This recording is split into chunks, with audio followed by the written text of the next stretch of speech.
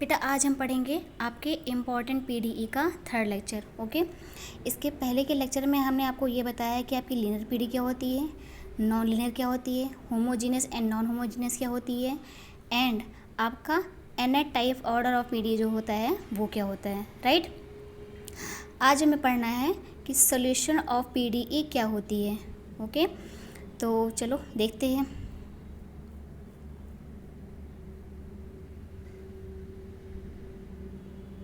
Okay, तो solution of PDE पढ़ने के लिए हमें सबसे पहले एक नोटेशन पता होना चाहिए जो हम आपको बता दे रहे हैं। ज़रा इस इक्वेशन को ध्यान से देखो, z equal to x square plus y square plus x cube and y square. ये एक गिवन इक्वेशन है, नॉर्मल रिलेशन है z और एक्स वाई का, मतलब एक डिपेंडेंट वेरिएबल है आपके पास, एक दो इंडिपेंडेंट वेरिएबल हैं। नॉर्मली हम जब फॉर्मेशन ऑफ पीडीई पढ़ते थे तो उसमें हमको कुछ ऐसा ही इक्वेशन मिला होता था जहाँ पर एक डिपेंडेंट वेरिएबल होता था, इंडिपेंडेंट वेरिएबल्स होते थे और साथ में आर्बिट्ररी कांस्टेंट होते थे या आर्बिट्ररी फंक्शन होता था। ओके, तो अब एक काम करो, ये जो आपका गिवन इक्वेशन है या गिवन रिलेशन है, इसको बारी बारी एक्स के लिए और वाई के लिए डिफरेंशिएट करो और देखो कि क्या आता है। तो जब आप z को x के लिए डिफरेंशिएट करेंगे पार्शियली, तब क्या आएगा, del z del x, x square का हो जाएगा 2x, y आपका 0 हो जाएगा, ये हो जाएगा 3x square and y square as a constant काम कर रहा है तो वो ऐसे ही रहेगा।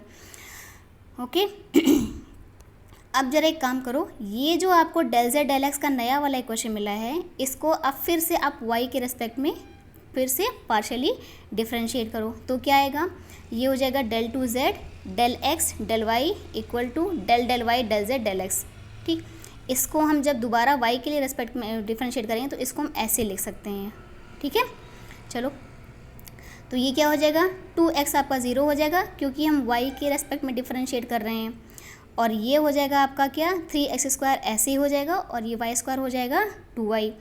फाइनली जब आप इसको सॉल्व करेंगे तो क्या मिलेगा, 6x स्क्वायर y। ठीक, तो आपको मिलेगा ये रिज़ल्ट, यानी कि del two z del y del x equal to 6x square y. Right, अब जरा एक बार ध्यान करो, जब हम वो पढ़ते थे फॉर्मेशन ऑफ पीडीई तो उसमें आपको सेम ऐसा ही एक रिलेशन मिला होता था जिसमें आपके पास एक डिपेंडेंट वेरिएबल होता था, इंडिपेंडेंट वेरिएबल्स होते थे और साथ में आपके पास या तो आर्बिट्ररी कांस्टेंट होता था या उसमें आर्बिट्ररी फंक्शन होता था। तो हम क्या करते थे कि उन कांस्टेंट या फंक्शंस को हटा करके वहाँ पर क्या करते थे, डेरिवेटिव्स ले आते थे, और डेरिवेटिव्स और आपकी इंडिपेंडेंट वेरिएबल और डिपेंडेंट वेरिएबल से मिला करके जो रिक्वायर्ड इक्वेशन होता था वो आपका क्या कहलाता था, पार्शियल डिफरेंशियल इक्वेशन। ओके, तो मतलब जब आपको रिलेशन दिया हो और उस रिलेशन की हेल्प से आप एक पार्शियल डिफरेंशियल इक्वेशन बनाते हैं तो उसको बोलते हैं फॉर्मेशन ऑफ पीडीई, यानी कि किसी भी गिवन रिलेशन से पार्शियल डिफरेंशियल इक्वेशन को बनाना। सॉल्यूशन ऑफ पीडीई में आपको इसका ठीक उल्टा करना है। अब की बार आपको एक नॉर्मल पीडीई या एक बना बनाया पीडीई आपको मिलेगा और उस बने बनाए पीडी की हेल्प से आपको उसका ओरिजिनल रिलेशन निकालना है कि एग्जैक्टली उसका ओरिजिनल रिलेशन जो था वो क्या था। बात समझ रहे हो ना, फॉर्मेशन ऑफ पीडीई में रिलेशन से आप पीडीई बनाते हैं और सोल्यूशन ऑफ पीडीई में आपको ऑलरेडी पीडीई गिवन होती है और उसकी हेल्प से आप उसका ओरिजिनल रिलेशन निकालते हैं। राइट, अच्छा चलो एक काम करते हैं, तो अब ये आप भूल जाइए, इसका काम केवल फॉर्मेशन ऑफ पीडीई तक था। अब आगे जो आपको पढ़ना है वो आपको यहाँ से पढ़ना है, मतलब अब आपको हमेशा जो भी मिलेगा वो एक नॉर्मल गिवन रिलेशन, एक नॉर्मल बना बनाया एक पार्शियल डिफरेंशियल इक्वेशन आपको मिलेगा। ओके, तो अब हम जो भी शुरू करेंगे वो यहाँ से शुरू करेंगे। चलो अब ये मान लो कि आप ये जो गिवन रिलेशन है इसको x के रेस्पेक्ट में इंटीग्रेट करो। ठीक है, अब हमें क्या पढ़ना है, सोल्यूशन ऑफ पीडी, तो हमारा जो काम बनेगा वो इंटीग्रेशन से बनेगा। ओके, तो ये जो गिवन पीडी है हम इसको इंटीग्रेट करेंगे, तो इंटीग्रेट करने के बाद क्या आ जाएगा, ये x तो हट जाएगा क्योंकि आप x के रेस्पेक्ट में ही इंटीग्रेशन करने जा रहे हैं। तो क्या हो जाएगा, integration del z del y, और क्या आएगा, इंटीग्रेशन 6x स्क्वायर y, और आप x के रेस्पेक्ट में इंटीग्रेट कर रहे हैं तो ये क्या हो जाएगा, dx। राइट, अब जरा इसको ध्यान से देखो, प्रॉब्लम ये है कि हम यहाँ पे क्या लिखेंगे। ओके, तो हम यहाँ पे क्या लिखेंगे ये हमें निकालना पड़ेगा। देखो कैसे, नॉर्मली जब हम वो करते हैं नॉर्मल जब आप इंडेफिनिट इंटीग्रेशन करते हैं तो हम यहाँ पे क्या करते हैं, कोई ना कोई आर्बिट्ररी कांस्टेंट लगा देते हैं, यही करते हैं ना।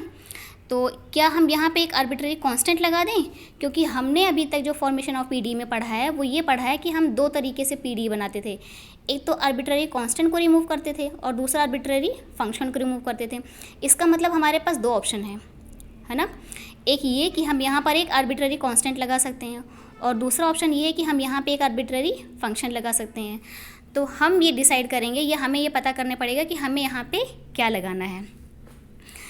तो क्योंकि इसको ज़रा ध्यान से देखो, हम इसको इंटीग्रेट कर रहे हैं विद रेस्पेक्ट टू एक्स, तो इसका मतलब ये है कि इस इक्वेशन को बनाने के लिए कभी ना कभी हमें एक्स के रेस्पेक्ट में डिफरेंशिएट भी करना पड़ा रहा होगा, है ना। हमने एक्स के रेस्पेक्ट में डिफरेंशिएट किया हुआ है, तो अगर कभी ना कभी हमें एक्स के रेस्पेक्ट में डिफरेंशिएट करना रहा होगा तो इसका मतलब ये है कि वहाँ पर वाई का जो भी टर्म रहा होगा वो पूरा का पूरा ज़ीरो हो गया होगा। मेरी बात समझ रहे हो ना। अगर हम यहाँ पे एक आर्बिट्ररी कांस्टेंट लगाते हैं तो इसका मतलब ये है कि हम इसको एक्स के रेस्पेक्ट में इंटीग्रेट कर रहे हैं, और अगर हम एक्स के रेस्पेक्ट में इंटीग्रेट कर पा रहे हैं इसका मतलब ये है कि कोई भी जो गिवन रिलेशन रही होगी उसमें एक्स के रेस्पेक्ट में और वाई के रेस्पेक्ट में कुछ ना कुछ ज़रूर दिया रहा होगा, और जो भी दिया रहा होगा उसमें वाई का जो भी टर्म होगा डिफ्रेंशिएशन करने के बाद वो प्योरली ज़ीरो हो जाता। तो अगर आप यहाँ पे आर्बिट्ररी कांस्टेंट लगाएंगे तो उस आर्बिट्ररी कांस्टेंट का मतलब ये होगा कि यहाँ पर जो भी वाई का टर्म था या जो भी वाई का फंक्शन था वो फुल्ली कांस्टेंट था। लेकिन ज़रा इसको ध्यान से देखो, क्या वाकई में वाई की जगह पे यहाँ पे फुल्ली कांस्टेंट कुछ है? नहीं, ये एक फंक्शन ऑफ वाई है, राइट।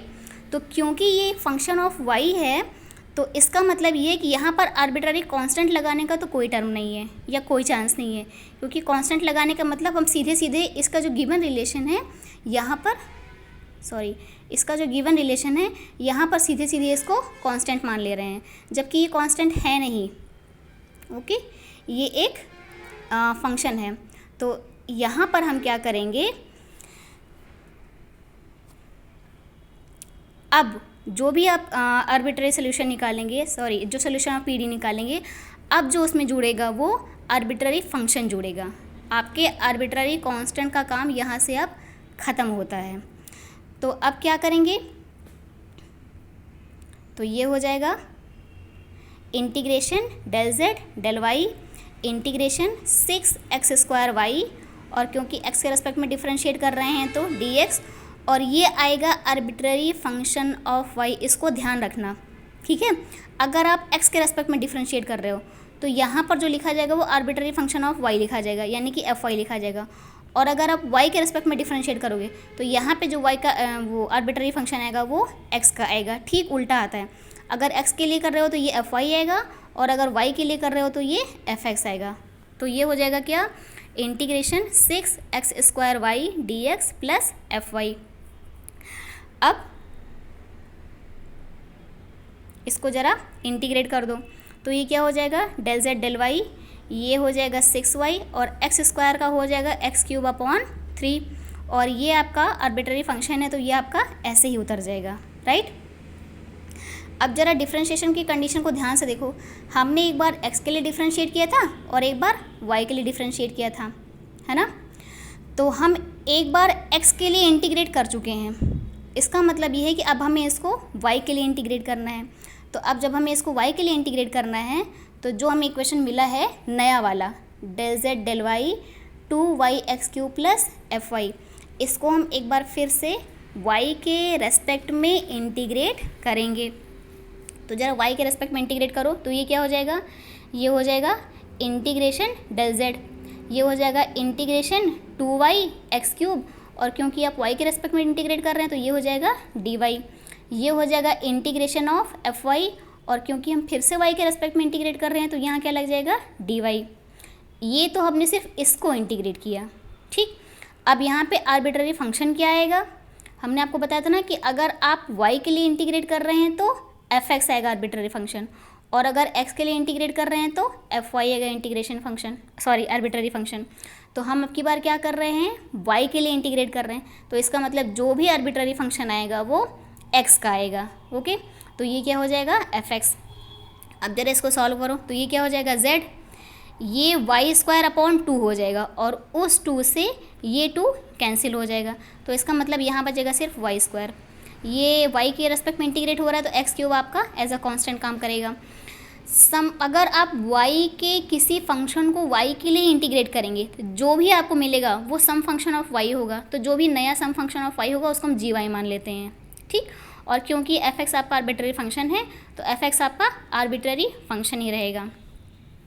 तो आप इसको लिख सकते हैं where gy equals to integration fy dy, ठीक। आप चाहो तो इसको del y भी कर सकते हो, यहाँ भी del y कर सकते हो एंड यहाँ भी del y कर सकते हो एंड आप कहाँ गया, यहाँ पर del x कर सकते हो, ठीक है। आप इंटीग्रेशन कर रहे हो ना तो आप del x लगा सकते हो। चलो अब ज़रा इसको ध्यान से देखो, हमें एक differential equation, partial differential equation मिला था। सॉल्यूशन ऑफ पीडी में हम यही करते हैं कि हमको एक गिवन पार्शियल डिफरेंशियल इक्वेशन मिला होता है जिससे हम एक ओरिजिनल रिलेशन निकालते हैं जो उस पीडी की होती है। तो ज़रा इसको और इसको चेक करो, एक आपके पास डिपेंडेंट वेरिएबल है तो आपके पास एक डिपेंडेंट वेरिएबल है और आपके पास है y²x³, आपके पास है y²x³, ठीक है। एक प्योरली फंक्शन ऑफ y है तो यहाँ पर एक प्योरली फंक्शन ऑफ y है y²। Purely function of y का मतलब चाहे कुछ भी, y² y³ है जो भी हो, बस उसमें x का टर्म नहीं होना चाहिए, ठीक। और एक प्योरली फंक्शन ऑफ x है तो आपके पास एक प्योरली फंक्शन ऑफ x है, मतलब जो भी आपका x होगा उसमें y का कोई टर्म नहीं होना चाहिए, ठीक। तो सॉल्यूशन ऑफ पीडी में हम यही करेंगे, हमको एक गिवन पीडी दी होगी और उस पीडीई की हेल्प से जो भी उसका ओरिजिनल रिलेशन रहा होगा वो हम निकालेंगे, ठीक।